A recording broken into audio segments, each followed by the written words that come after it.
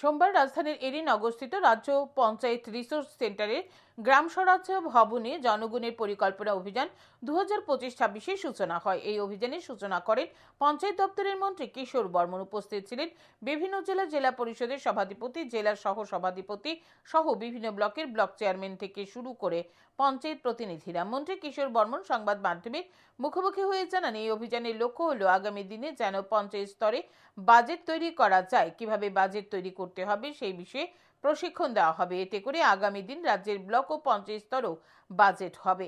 ফলে পঞ্চায়েত দপ্তর পরিচালনার ক্ষেত্রে উন্নয়নমূলক যে সকল পরিকল্পনাগুলি থাকবে সেগুলি বাস্তবায়ন করতে কতটা অর্থের প্রয়োজন সেটা সরকারের সামনে তুলে ধরার ক্ষেত্রে সহজ হবে।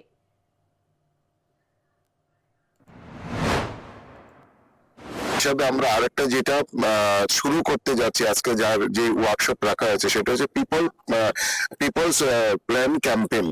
তার মধ্য দিয়ে আমরা পঞ্চায়েত স্তরে যে বাজেট কিভাবে নির্মাণ করতে হয় সেইগুলোর প্রশিক্ষণ কিন্তু দেওয়া হবে। অর্থাৎ আগামী দিনে আমাদের ত্রিপুরা রাজ্যের ক্ষেত্রে যেরকম আমাদের বাজেট হয় সেরকম আমাদের দপ্তরের ক্ষেত্রে আমরা আগামী দিনে বাজেট আমরা নির্মাণ করব।